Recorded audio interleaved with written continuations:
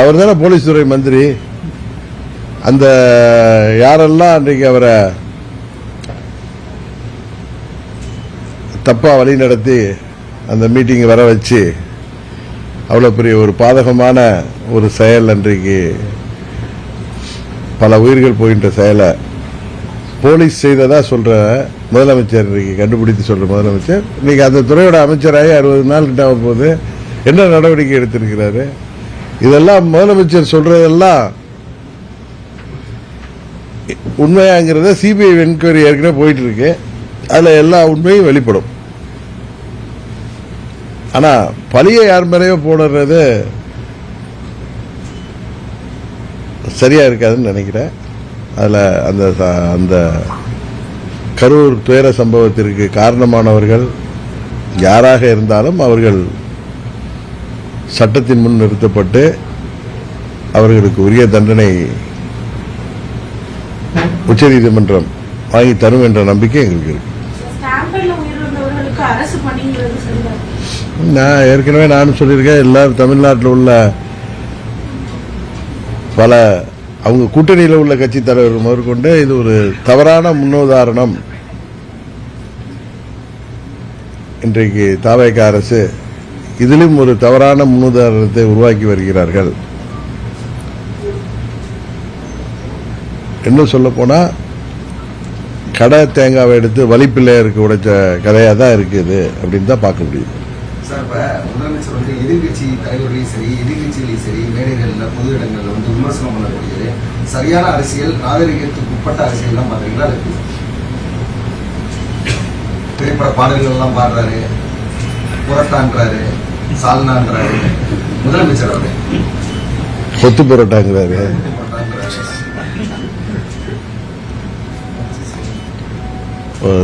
முதலமைச்சருக்கு இன்னும் ஒரு கடந்த காலத்தில் முதலமைச்சர்களாக இருந்தவர்கள் பொதுவெளியில் அவர்கள் தங்கள் பதவியின் பொறுப்பை உணர்ந்து செயல்பட்டு வந்திருக்கிறார்கள். அதை முதலமைச்சரும் அதை பின்பற்றினால் நன்றாக இருக்கும் என்று நினைக்கிறேன். அவர் இன்னும் சினிமா நடிகராகவே இருக்கார். அதான் பிரச்சனை. அதை சினிமா கவர்ச்சின்னு யாரும் சொன்னா ரொம்ப வருத்தப்படுறாரு, கோபப்படுறாரு. அவரை சேர்ந்த அந்த பரிவாரங்களும் ஆச்சரியக்குறிகளும் ரொம்ப வருத்தப்படுறாங்க. அவருமே அன்னைக்கு திருச்சி மேடையில் அவர் அவருடைய உடல் மொழியே இன்னும் சினிமாவில் ஷூட்டிங் வரப்ப அவர் ஒவ்வொரு முறை வீட்டை விட்டு வெளியில் வந்ததுலேருந்து அவர் வீட்டுக்கு போகிற வரைக்குமே எல்லாமே ஒரு ஷூட்டிங் பார்க்கிற ஒரு அனுபவம் தான் எல்லோருக்குமே ஏற்படுகிறது என்று எல்லோருமே சொல்கிறாங்க. அது சொன்னால் எங்களை பார்த்து பொறாமப்படுறீங்க, நாங்கள் ஆட்சிக்கு வந்துட்டோன்னு எங்களை பார்த்து எதிர்கட்சிகள்லாம் பொறாமப்படுறாங்க, அவர்களெல்லாம் உதிரிகள், அவர்களெல்லாம் தீய சக்திகள், அவர்களெல்லாம் தீர்ந்து போன சக்திகள் அப்படின்னு இந்த சினிமாவிலலாம் அவர் படங்களில் கிளைமேக்ஸ்லாம் ரொம்ப உணர்ச்சி வசப்பட்டு பேசுவார். அது மாதிரி தான் பேசுகிறாரு. ஒன்று பேசுனா கத்தி பேசுகிறாரு, இல்லை வாயே திறக்க மாட்டுறாரு. அதே முதலமைச்சர் பேசுங்கன்னு சொல்லி மற்றவர்கள் கேட்டாங்கன்னா நான் கேட்கறது இல்லை. ஏன்னா முதலமைச்சர் பேசுனா இப்படிதான் இருக்குங்கிறது என்னால் யூகிக்க முடியுது. மற்றவர்கள் அவரை பேச சொல்லி பார்க்கணும் ஆசைப்படுறப்ப அவர் யார் என்பதை வெளிப்படுத்தி கொண்டிருக்கிறார். அது சட்டமன்றமாக இருக்கட்டும், நேற்றைக்கு கூட கரூர் மேடையே அப்படித்தானே இருந்துச்சு. அவருடைய பாடி லாங்குவேஜ் என்னமோ துக்கத்துக்கு வந்த மாதிரி கருப்பு ஷர்ட்டெல்லாம் போட்டிருக்காரு. ஆனால் அவருடைய பேச்சிலேயோ அவருடைய உடல் மொழியிலேயே எந்த துக்கமும் வெளிப்படல. சினிமாவில் எப்படி ஒரு ரோலில் டைலாக் பேசுவாங்களோ அது மாதிரி தான் இருக்கே தவிர அதான் உண்மை. தப்பாக எடுத்துக்காதீங்க. முதலமைச்சர் அவர்கள் அவர் முதல்வர் என்பதை உணர்ந்து செயல்படணும். உடனே சொன்னால் அவருக்கு பரிவாரங்கள் இருக்காங்க. நம்ம மதுரையில் ஒருத்தர் இருக்காரு, நிர்மல்குமார் அதாவது உடனே எல்லாம் அரசியல் விட்டு போங்கிறாரு. அரசியலை விட்டு தமிழ்நாட்டு மக்கள் யாரை வெளியேற்ற வேண்டுமோ அவர்களை உறுதியாக வெளியேற்றுவார்கள். அதுபோல ஏதோ வாழ்வு விட்டதற்காக தான் இப்படி அர்த்தராத்தில் கொடை பிடிக்க வேண்டாம்னு தான் அவங்களுக்கு சொல்கிறேன். அது எல்லாருக்கும் சேர்த்தே சொல்கிறேன். அவருடைய பேச்சு துணி அப்படிதான் இருக்கு. ஒரு அகம்பாவம், அகங்காரம் தான் தெரியுதே தவிர அதுல ஒரு தன்மையே இல்லை.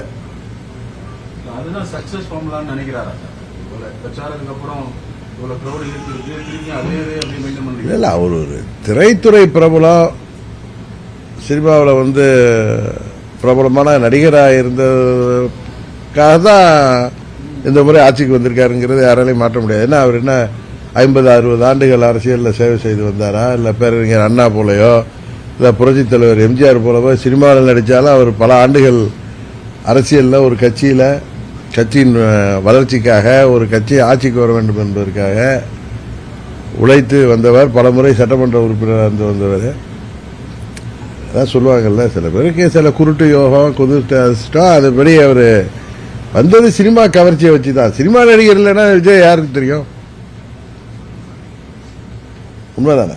அதனால அவர் வந்தது சினிமாவில் இருந்தால் அவருக்கு உள்ள அந்த ஃபெமிலியாரிட்டியை வச்சு தான். அவர் சொல்றாருல, வீட்டில் எல்லாம் குழந்தைகள்லாம் இந்த டிவியில் பார்ப்பாங்கன்னு. தமிழ்நாடு முழுவதும் ஒரு 69 படங்களில் பல ஆண்டுகள் நடித்து சினிமா துறையில் சக்சஸ்ஃபுல்லாக இருந்ததுனால அந்த பிரபலத்தை வைத்து இன்றைக்கு 60 ஆண்டு கால திராவிட ஆட்சிகளுக்கு ஒரு மாற்று வேண்டும் என்ற எண்ணத்தில் மக்கள் அவரைக்கு 108 தொகுதிகள் தான் கொடுத்தாங்க. பெரும்பான்மை கொடுக்கல. பெரும்பான்மைக்கு அவர்கள் மற்ற கட்சிகளை, அது திமுக கூட்டணியில் வெற்றி பெற்ற கட்சிகளை தாவேக்க திரும்ப சொல்ற, அவருக்கு அது புரிய மாட்டேது. அவரை சேர்ந்தவர்களுக்கு பரிவாரங்களுக்கும் புரியல. எங்களுக்கு மக்கள் ஆட்சியை கொடுத்திருக்கிறார்கள், அதை பார்த்து பொறாமைப்படுகிறார்கள் சொல்றது தவறு. நீங்க 118 எடுக்கல, நீங்க யார்கிட்ட எல்லாம் ஆதரவு வாங்கியிருக்கீங்க அப்படிங்கிறத யோசிச்சு பாருங்க. உங்களை எதிர்த்து இப்ப திரு விஸ்வநாதன் அவர்கள் அமைச்சராக இருக்காருன்னா காங்கிரஸ் கட்சி சேர்ந்தார். அவர் மேலூர்ல தாவேகா வேட்பாளரை எதிர்த்து தான் ஜெயிச்சு வந்திருக்கார். அது கிள்ளியூர் சட்டமன்ற உறுப்பினராக இருக்கட்டும். இங்க ஆதரவு கொடுக்குறாங்களே, கம்யூனிஸ்ட்ல 2 கம்யூனிஸ்ட் சேர்ந்த 4 உறுப்பினர்கள், விசிகே சேர்ந்த 2 உறுப்பினர்கள், ஐயுஎம்எல்ஏ சேர்ந்த 2 உறுப்பினர்கள், எங்க கட்சியில தட்டி தூக்குனாங்களே அந்த உறுப்பினர், எல்லாருமே காங்கிரஸ் கட்சியை சேர்ந்தவர்கள் மாத்திரம் இல்ல, எல்லாருமே அந்த 11 பேர் வருதா, 11 பேருமே திமுக கூட்டணியிலிருந்து வெற்றி பெற்றவர். அமமுகவிலிருந்து தட்டி தூக்கப்பட்டவர் அதிமுக கூட்டணியிலிருந்து வெற்றி பெற்றவர். இவர்கள் ஆதரவோடு ஒரு கூட்டணி ஆட்சி அமைச்சிட்டாங்கிறாங்க. இது இதை வேற மாதிரி சொன்னா ராஜாவை சொன்ன மாதிரி நீங்க என்னிட்ட கண்டனம் தெரிவிப்பீங்க. இது அவங்க கூட்டணியில இருந்து யாரும் ஜெயிச்சு வந்தவங்க கிடையாது. அவரை எதிர்த்து ஜெயித்து வந்தவர்களோட அவர்கள் ஏதோ ஒரு காரணத்தை சொல்லிக்கொண்டு இந்த ஆட்சி, ஜனாதிபதி ஆட்சி வந்துவிடக்கூடாது என்பதற்காக இந்த ஆட்சிக்கு ஆதரவு கொடுத்திருக்கிறார்கள். அதுல இருந்து தப்பிக்குவதற்கு தான் அவருக்கு காங்கிரஸ் மேலேயும் நம்பிக்கை இருக்கான்னு தெரியல, கம்யூனிஸ்டுகள் மேலேயும் நம்பிக்கை இருக்கான்னு தெரியல, மற்ற விசிகே ஐயுஎம்எல் மேலே நம்பிக்கை இல்லைங்கிறதுனால தான் அதிமுக சட்டமன்ற உறுப்பினர்களை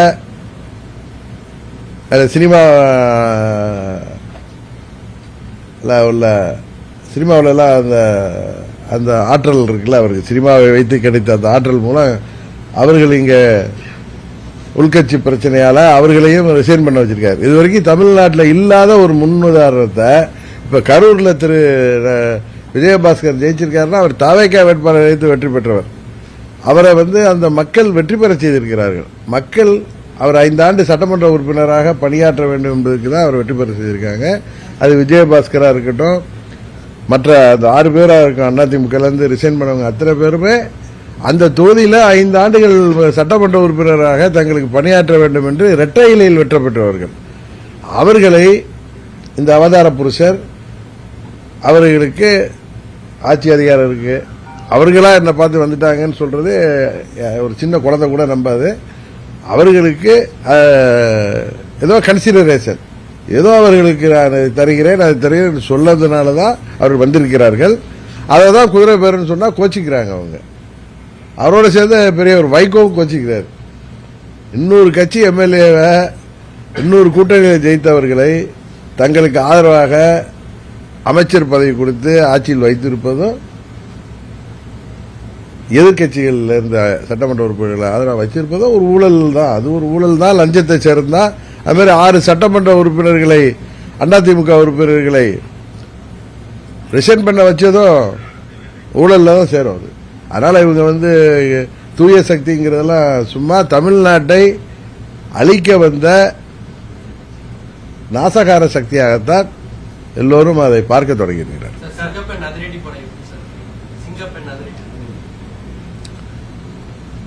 பெயர் சினிமா பாணியில் இருந்தாலும் அது செயல்படணுங்கிறது தான். ஏன்னா இன்றைக்கு ஆட்சி அதிகாரத்தில் முதலமைச்சராக அவரை அமர்த்தி விட்டதாக அவரே புலகாங்கிதம் அடைகிறாரு. அதனால அவருடைய டியூட்டி அது தமிழ்நாட்டில் சட்டம் ஒழுங்கை பாதுகாக்கணும், பெண்கள் பாதுகாப்பை உறுதி செய்யணும், போதை மருந்து புழக்கத்தை தடுக்கணும். அதுபோல தமிழ்நாட்டில் பல வளர்ச்சி திட்டங்களை கொண்டு வரணும். அவர்கள் சொன்ன தேர்தல் வாக்குறுதிகளை விவசாயிகளை ஏமாற்றியது போல் ஏமாற்றாமல் அவற்றை எல்லாம் நிறைவேற்றணும். இன்னும் சில பேர் அவர்களுக்கு ஆதரவாக ஓராண்டு டைம் கொடுக்கணும், 6 மாதம் டைம் கொடுக்கணும் அப்படின்லாம் சொல்றாங்க. அது வளர்ச்சி திட்டங்களுக்கும் தேர்தல் வாக்குறுதிகளை நிறைவேற்றுவதற்கும் அவர்கள் கால அவகாசம் எடுத்துட்டோம். 5 ஆண்டுகள் கூட எடுத்துக்கிட்டு தேர்தல் வாக்குறுதிகள் நிறைவேற்ற மாதிரி வாக்குறுதிகள் கிடையாதுங்கிறது எல்லோருக்குமே தெரியும். ஏற்கனவே திமுக எப்படி அதிலெல்லாம் கஷ்டப்பட்டாங்கிறது தெரியும். அதனால தமிழ்நாட்டிற்கு வேலைவாய்ப்பை பெருக்குவதற்கு வளர்ச்சி திட்டங்களை கொண்டு வர வேண்டும். அதுபோல அடிப்படை வசதிகளை தொடர்ந்து பராமரிக்க வேண்டும். இதையாவது அவர்கள் ஒழுங்காக செய்ய வேண்டும். அதை செய்வதற்கு யாரும் அவங்கள போய் குறை சொல்லல. அவர்கள் இதுபோல மேடைகளில் ஏறி மற்றவர்களை பற்றி தவறாக பேசுவதற்கும், அவர்கள் வானத்திலிருந்து குதித்தது போன்று அவர்கள் காட்டிக்கொள்வதற்கும், அவர்கள் தேவதூதர்கள் போலவும் அவதார புருஷர்கள் போலவும் இனிமே தமிழ்நாட்டை காப்பாற்ற வந்த மீட்பர் போலவும் அவர் பேசுவதும் அவரை சேர்ந்தவர்கள் பேசுவதற்கும் தான் எதிர்க்கட்சிகள் பதில் சொல்கிறார்கள். விவசாய கடனை ரத்துப்படி செய்ய சொல்லி எந்த விவசாயிகளும் கேட்கல. ஆட்சிக்கு வந்த உடனே இவங்க இந்த ஏமாற்று வேலை பண்றதுதான், அவர்களை ஏமாற்றியது தான். விவசாயிகளும் போராடுறாங்க. ஒரு விவசாயி கூட இறந்துட்டாரு, அவர் வீட்டில் யாருக்கும் வேலை வாய்ப்பை கொடுத்தா அது எல்லாரும் பாராட்டுவார்கள். இவங்க கூட்டத்தில் இறந்து போனவர்களுக்கு இவர் வேலை வாய்ப்பை கொடுப்பது தான் இன்னைக்கு விமர்சனத்துக்குள்ளாகுது. அன்றைக்கு இந்த விவசாய கடன்களை முழுமையாக தள்ளுபடி செய்ய வேண்டும், எங்களை ஏமாற்றக்கூடாது என்று போராடிவிட்டு வீட்டுக்கு சென்ற விவசாயி தலைஞாயிறை சேர்ந்தவர் இறந்தாரே, அவர் வீட்டில் உள்ளவங்களுக்கு வேலை வாய்ப்பை கொடுத்தால் அது உறுதியாக எல்லோரும் பாராட்டுவார்கள். அதனால மக்களை ஏமாற்று வேலையில் செய்யாம எதிர்கட்சிகள்ல தவறான முன்னேற்றத்தை காட்டி எதிர்கட்சி சட்டமன்ற உறுப்பினர்களை சுரண்டாமல் எதிர்கட்சியினரை ஆசை வார்த்தை கட்டி ஆளுங்கட்சி என்று பிள்ளை பிடிப்பது போல் பிடிப்பதை நிறுத்தி வைத்து ஆட்சி செய்ய வேண்டும் என்பதுதான் எதிர்கட்சிகளின் குரலாக இருக்கிறது.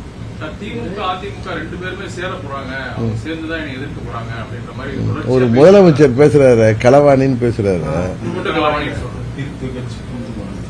இதே அந்த திரு விஜயை பார்த்து சொல்றதுக்கு எவ்வளவு நேரம் ஆகும்? இவர் தான் களவாணி.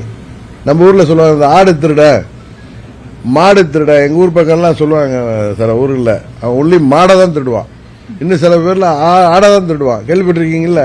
சில பேர் கட்டக்கோல் வைப்பான். அதே மாதிரி நீங்க எம்எல்ஏ திருடர்கள், நீங்க எம்எல்ஏ களவாணிகள். நீங்க முதல்ல அமமுக எம்எல்ஏ ஒரு சட்டமன்ற உறுப்பினர்னு அவரை ஆசை வார்த்தை கேட்டு உண்மையில திரும்ப சொல்றேன்னா அந்த லெட்டர் போர்ஜரியா போய் கொடுத்தாரு. அது ஒரு 420 வேலை.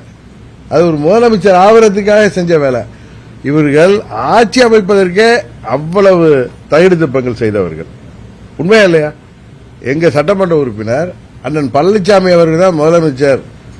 அவர் முதலமைச்சர் ஆகிறதுக்கு ஆதரவாக என்னோட கையெழுத்து போட்டு 5 மணிக்கு கொடுக்கிறார். 7:30 மணிக்கு திரு விஜய் அவர்கள் கவர்னரை சந்தித்து கொடுக்கிற லெட்டர்ல அமமுக எம்எல்ஏ கையெழுத்தும் ஐயுஎம்எல் கையெழுத்துமே இருந்துச்சு. அதுல அது ஐயுஎம்எல் மறுத்தாங்க.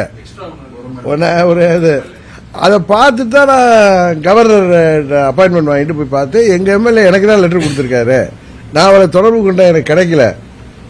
ஒன்னு அவரை என்னால் தொடர்பு கொள்ள முடியல. ஒன்னு இந்த லெட்டர் போர்ஜரியா இருக்கும், இல்ல குதிரை பேரமா இருக்குன்னு அன்னைக்கு சொன்னேன். அவங்க இல்ல போர்ஜரி இல்ல, ஏன்னா அவங்க பயந்துட்டாங்க. அது போர்ஜரி லெட்டர் இல்லைன்னு காமிக்கிறதுக்கு அந்த எங்க அப்பா குதிரைக்குள்ளார இல்லைன்னு அந்த திருட்டு வீடியோவை விட்டாங்க. சோ அப்ப என்ன குதிரை பேரம் தான். ஒருத்தர் நீங்க விருப்பப்பட்டு ஆதரவு கொடுத்திருந்தா அவரை சட்டமன்ற உறுப்பினரை கவர்னர்கிட்ட அழைச்சிட்டு போயிருக்கணும், இல்ல அவருடைய ஒரிஜினல் கடிதத்தினாலும் கொண்டு போயிருக்கணும், இல்ல அவரை உங்க அலுவலகத்தில் அழைத்து உங்களுக்கு ஆதரவா கடிதம் வாங்கி போட்டோ எடுத்துட்டு போய் கொடுத்துருக்கணும். எதுவும் இல்லாம நீங்க ஒரு லெட்டர் கொடுத்துட்டு செராஸ் காப்பியை கொடுத்துட்டு அந்த சட்டமன்ற உறுப்பினரை அவரே கவர்னர்கிட்ட மறுத்து நான் கொடுத்த லெட்டர் இல்லைன்னு கொடுத்த கவர்னரிடம் கொடுத்த கடிதம் காப்பி இருக்கு, நான் காமிச்சேன். போலீஸ் ஸ்டேஷன்ல கம்ப்ளைண்ட் கொடுத்தாரு. இதுல யாரு களவாணி? எம்எல்ஏ களவாணி யாரு? அது மாதிரி மற்ற கட்சிகளை இப்படி ஏதோ வெற்றி பெற்று விட்டோங்கிற அகம்பாவத்தில் இவர் பேசுவது வன்மையாக கண்டிக்கத்தக்கது. எம்ஜிஆருடைய அன்பையும் ஜெயலலிதாவுடைய வீரத்தையும் அவருடைய தலைவராக பார்க்கறது விஜயபாஸ்கர் சொல்லியிருப்பாங்க. அவருக்கு என்ன கன்சிடரேஷன்ல எதுக்காக அவர் வந்து என்ன திரு ஏபிஎஸ் மேல கோவம் வருது, அதுக்காக சட்டமன்ற உறுப்பினர் பதவியை காலி பண்ணிட்டு அதை வந்து ராஜினாமா செய்துட்டு ஒரு கட்சிக்கு போக வேண்டிய அவசியம் இருக்கா? எனக்கு இதை விட விஜயை விட இன்னும் அழகா தமிழ்ல பதில் சொல்ல தெரியும். எங்கேயோ கோச்சிக்கிட்டு எதுக்கோ போனாங்க மாதிரி இவர்களெல்லாம் வர வைக்கிறது என்னங்கிறது தெரியும். இதுல இன்னொன்னு இந்த நேரத்தில் நான் விளக்கம் கொடுக்கணும். திமுக அண்ணா திமுக சேர்ந்து ஆட்சி அமைக்க இருந்தார்கள், 2 பேரும் கூட்டு களவாணிகள் சொல்றாரு. நீங்க பண்ணிருக்கிறதே களவாணி வேலை தானே. திமுக கூட்டணியில் இருந்த கட்சிகளை நீங்க களவாணி, அவங்களோட ஆதரவோட அவங்களுக்கு மந்திரி பதவி கொடுத்து ஆட்சி அமைச்சிருக்கீங்க. அமமுக எம்எல்ஏவை களவாண்டதான் நீங்க லெட்டர் வாங்கி கொண்டு கொடுத்தீங்க. இன்றைக்கு 6 பேரை ரிசைன் பண்ண வச்சதே ஒரு களவாணித்தனம் தானே.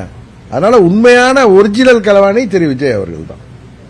முன்னாடி உள்ள முதலமைச்சர் எல்லாம் அதிகமா வந்து பேசினாங்க, செயல் இல்ல. இவர் வந்து செயல் அதிகமா இருக்கு, பேச்சு கம்மியா இருக்கு. அதான் அவரே சொல்றாரு, talk less work more, reel less work மோர்னு தான் அவரை பார்த்து நம்ம சொல்லணும். லெஸ் ரீல் போடுங்க, ரீல் விடுறத நிறுத்துங்க. நான் முதல்ல இருந்து சொல்லிட்டு இருக்கேன், ரீல் விட்டு ஆட்சிக்கு வந்தீங்க, இப்ப ரீல் போட்டு ஆட்சிக்கு வந்தீங்க, இப்ப ரீல் விட்டு ஆட்சியை தொடரலான்னு பாக்குறீங்க. தமிழ்நாட்டு மக்கள் உங்களை ஆட்சியில் அமர்த்தியதாக நீங்கள் சொல்கிறீர்களா? அவர்கள் எல்லாத்தையும் பார்த்துட்டு தான் இருக்காங்க. உங்களை விட பெரிய ஜாம்பவான்கள் எல்லாம் பார்த்தவர்கள் தான் தமிழ்நாட்டு மக்களும் இன்றைக்கு இருக்கிற திராவிட கட்சிகளும். உறுதியாக உங்களை தேவையான பதிலடியை தமிழ்நாட்டு மக்கள் மூலம் நாங்கள் தருவோம். அரசியல் நிலவரம் எப்படி சார் இருக்கு? உண்மையிலே அதிமுக கூட்டு சேரக்கூடிய சூழல் அந்த மாதிரி இருக்குங்களா சார்? இல்ல, இதெல்லாம் முன்னாடியே நம்ம கணிச்சு சொல்றதுக்கு நான் ஒன்றும் மெட்டலாஜிக்கல் டிபார்ட்மெண்ட்லயும் வல்லுநரும் கிடையாது, ஜோதிடரும் கிடையாது. சூழ்நிலைகள் முடிவு செய்யும். இப்ப நீங்க யாரும் எத்தனை முறை என்ன பார்த்துருக்கீங்க, விஜய் ஆட்சிக்கு வருவாரான்னு நீங்க யாரும் சொன்னீங்களா? என்ன கூட கேட்டீங்க, இவர் தான் கேட்டார், நீங்க விஜய் தலைமை ஏற்றிட்டு போவீங்களான்னு கேட்டார் என்கிட்ட. ஒரு கட்சி இது வந்திருக்காரு, அவருக்கு பாப்புலாரிட்டி இருக்கு, அவர் கூட கூட்டணி போனா என்ன இருக்குன்னு தான் நான் கேட்டேன். அதே நேரத்தில் சொன்ன, நான் இங்க போவேங்கிற எண்ணத்தில் சொல்லல, இதே இடத்துல சொன்னேன். என்னுடைய தேசிய ஜனநாயக கூட்டணியை விட்டு வெளியேறிந்தாலும் என்னுடைய முதல் சாய்ஸ் தேசிய ஜனநாயக கூட்டணி தான் அன்றைக்கு சொன்னேன். அப்ப கூட நீங்க திமுகவோட போவீங்களா, விஜயோட போறீங்களா, இவர் தான் கேட்டார். நான் சொன்னேன், இப்போ ஒரு யதார்த்தத்தை சொல்றது. இப்ப அவர் சொல்றல, அவர் தான் களவாணின்னு சொல்றேன்ல. ஏன்னா திமுகவுக்கு அண்ணா திமுகவுக்கு வக்காலத்து வாங்கி சொல்லல, இன்னொரு கட்சியை வந்து களவாணின்னு சொன்னா அப்புறம் நீங்க செய்த களவாணித்தனத்தை நாங்க சொல்லிதானே ஆகணும். அதே போல நான் யதார்த்தத்தை தான் சொல்றேன். எனக்கு விஜயை பார்த்து போட்டியும் கிடையாது, பொறாமையும் கிடையாது.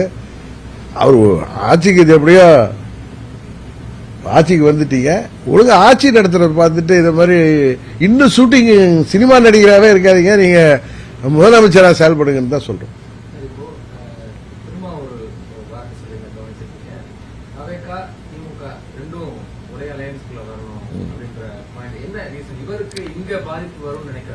இல்ல அவர் வந்து பாஜகவை எதிர்க்கணுங்கிறதுக்காக தாவேக்காவும் திமுகவும் ஒரே அணியில் வரணும்னு சொல்றாரு. அவரு அது ஒரு பொலிட்டிக்கல் ஸ்டேட்மெண்டா தான் நான் பாக்கிறேன். அதே மாதிரிதான் திமுகவும் அண்ணா திமுகவும் ஒன்னா வர்றதுக்கு வாய்ப்பு இருக்கான்னு கேட்கிறீங்களா? ஒரு பொலிட்டிக்கல் சிச்சுவேஷன் யாரை வேண்டுமானாலும் ஒன்று சேர்க்கும். அதுதானே இதுவரைக்கும் கடந்த காலத்தில் பார்த்திருக்கோம். பேரறிஞர் அண்ணாவும் ராஜாஜியும் ஒன்று சேர்ந்திருக்காங்க, சரிதானே? அதனால பல முன்னுதாரணங்கள் இருக்கு. அதனால நீங்க இதையெல்லாம் வந்து இது நடக்குமா அது நடக்குமா இது கூடாதா அப்படிங்கிறது. இப்ப திமுக கூட்டணியில ஜெயிச்ச கட்சிகளை தன் பக்கம் இழுத்து, இல்ல அவர்கள் போய் ஆதரவு கொடுத்து அமைச்சர் பொறுப்புல தாவேகா கூட்டணியில இருக்கிறது நியாயம்னா எந்த கூட்டணியும் நியாயம்தான்.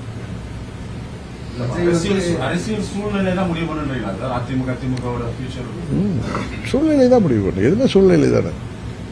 விஜய் வந்து அந்த அளவுக்கு வல்லமை படைத்தவராக இருக்கா சார்? 2 பேரும் சேர்ந்து தான் அவர் வீழ்த்தக்கூடிய அளவுக்கான நிலை இருக்கா சார் அரசியல்ல? இந்த தேர்தல்ல அவர் 35% வாக்கு வாங்கியிருக்காரு, கரெக்டு தானே? எங்க கூட்டணி 23% வாங்கியிருக்கு, திமுக கூட்டணி அதை விட அதிகம் வாங்கியிருக்கு. நீங்க அப்படித்தானே பாப்பீங்க. அவரு இப்ப நீங்க 108 சீட்ல ஜெயிச்சதுனால நீங்க அவர் பலம் பொருந்திய கட்சின்னு பார்த்தா அதை வீழ்த்துவதற்கான விகிதத்தை எதிர்காலத்தில் வருகிற தேர்தலில் மற்ற கட்சிகள் எடுப்பதில் ஒன்றும் தவறு இல்லைல்ல. சார் இந்த தொழில்துறையில ஹிண்டாய் கம்பெனி வந்து ஆந்திர கவர்மெண்ட்டுக்கு போக போறாங்க எடப்பாடி இதுல எதுலையுமே கான்சன்ட்ரேட் பண்ண மாட்டாங்க, பூராத்தையும் வளர்ச்சி திட்டங்கள்ல பண்ணாலும் அங்க மாறி போகுது. அதனால கொஞ்சம் கான்சன்ட்ரேட் உண்மைதான் அவர் சொல்றது உண்மை. அவர்கள் வந்து இந்த ஆட்சி கவிழ்ந்து விடுமோங்கிற பயத்துல திரு விஜய் அவர்கள் இருக்கிறார்கள். காங்கிரஸ் கூட அவங்க நம்புறாங்க, மற்ற கட்சிகளை நம்புவதற்கு பயப்படுறாங்க. அதனாலதான் அதிமுக எம்எல்ஏக்கெல்லாம் ரிசைன் பண்ணா இன்னும் ஒரு 4-5 மாதங்கள்ல மறுபடியும் ஒரு இது வந்துச்சுன்னா, நம்பிக்கையில்லா தீர்மானம் வந்தா இவர் எம்எல்ஏ அசம்பிளி ஸ்ட்ரென்த் கம்மியா இருக்கும். அப்ப இருக்கிறத வச்சு அதை பெரும்பான்மை காட்டி விடலாம்ங்கிறதுக்காக தான் அவர் வந்து அதிமுக அவர்களை சதி செய்து ரிசைன் பண்ண வைக்கிறார். அது வந்து இந்த தேர்தலுப்பே நீங்க இந்த சென்னை தலைமை நீதிபதி தலைமையிலான அமர்வே நேற்று அந்த 5 தொகுதிகளில் வந்து தேர்தல் நடத்த அறிவிப்பு கூடன்னு சொல்லியிருக்காங்க. அதனால அது தேர்தல் நடக்காம இருக்க விஜய்க்கு அது வந்து சாதகமான ஒரு சூழ்நிலை உருவாக்குவதற்காக செய்த இது ஒரு தந்திரமான, நரித்தனமான, களவாளித்தனமான நடவடிக்கை தான் சட்டமன்ற உறுப்பினர்களை ரிசைன் பண்ண வைப்பது. அதுலதான் அவங்க கான்சென்ட்ரேட் பண்றாங்களே தவிர வேற எந்த வளர்ச்சி திட்டத்திலையும் அவர்கள் ஒன்றும் கான்சென்ட்ரேட் பண்ணல. சும்மா ரீல்ஸ் போடுறாங்க, அவ்வளவுதான். ஏன்னா ரீல்ஸ் போட்டு மக்களை ஏமாத்தி ஆட்சிக்கு வந்த மாதிரி இப்ப அது நடந்ததா இது நடந்ததா போடுறாங்க. அவங்க உண்மையிலே இப்ப செயல்படுறது, நேற்று கரூர்ல வந்து பேசியது இதெல்லாம் பாத்தீங்கன்னா அவர் வந்து ஒரு தேர்தலுக்கு முன்பு பேசிய அதே ஸ்டைல பேசுறது காரணம் ஆட்சி கவிழ்ந்து விடுவோங்கிற பயத்துல, ஆட்சியை காப்பாற்றிக் கொள்ள வேண்டுங்கிற பயத்துல தான் செயல்படுறாங்க தவிர வேற தமிழ்நாட்டு வளர்ச்சி எதுலையுமே அவர்களுக்கு எந்தவித ஈடுபாடும் இருப்பதாக தெரியவில்லை.